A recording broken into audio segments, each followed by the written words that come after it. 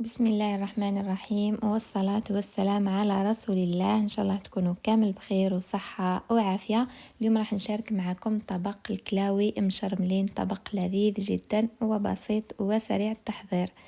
كما راكم تشوفوا عندي كمية من الكلاوي مغسولين ومقطعين ونشفتهم. عندي حبة بصل، حبة كبيرة، أنا هنا عندي حبات صغار، راح ندير 3. كمية من الطماطم، 2 حبات صغار أو 3 حبات. نقطعوا البصل تاعنا إلى شرائح والطماطم كذلك. بالنسبة للبهارات نحتاج كمون، كزبر ناشف، فلفل أسود، فلفل أحمر حار، و3 فصوص من الثوم أكيد، والملح. هنا في مقلاة وضعت كمية من زيت الزيتون ووضعت البصل يتقلى مليح، نخليه حوالي دقيقتين حتى يتشوح هذاك البصل.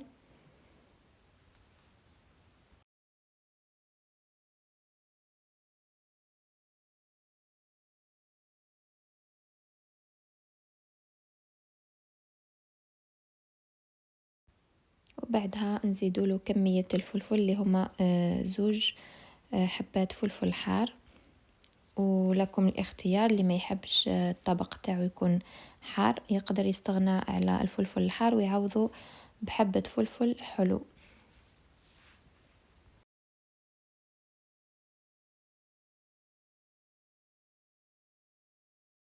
نزيدوا 3 فصوص ثوم ونخلي الكل يتقلاو مع بعض. كي نشوفوا البصل والفلفل بداو يذبلوا، نضيفوا كمية الطماطم. انا استعملت حبتين،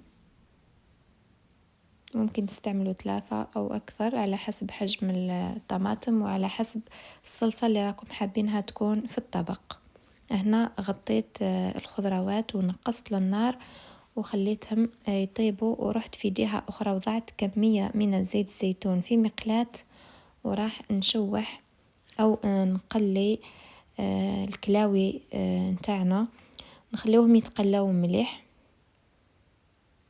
يعني يديو هذيك البنة تاع القلي.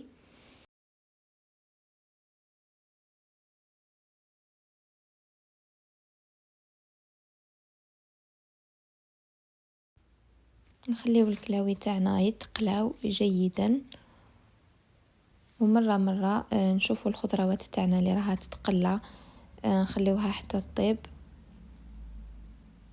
ونضيفوا لهم القليل من الملح، ما نكثروش لانه راح نملحوا الكلاوي. هنا كي نشوفوا الكلاوي تاعنا بداو يصفيو الماء تاعهم، نضيفوا 2 ملعقتين كبيرتين من الخل ونملحوهم كذلك ملح.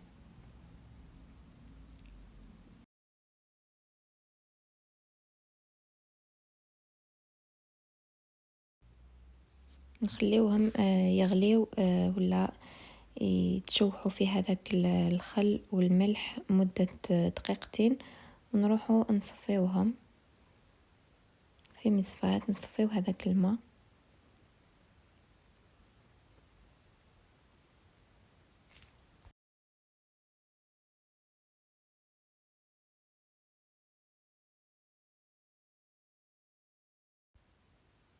ونضيفوهم للخضروات باه يكملوا الطياب تاعهم ويديو هذيك البنة تاع البصل والطماطم والفلفل. نروحوا هنا الآن نضيفوا البهارات اللي هما ملعقة كمون، كزبر، فلفل حار أحمر، فلفل أسود، الملح. كنا ملحنا الكلاوي وضفنا كذلك القليل من الملح للخضروات. من بعد تقدروا تتذوقوا، إذا نقص ملح تزيدوا وإذا كان تمام. كل واحد يكتفي بمقدار الملح اللي هو معتاد عليه. كاين الناس اللي تحب الأطباق تاعها تكون مالحة كثير، كاين اللي معتدلة، كاين اللي ما تحبش الملح بزاف.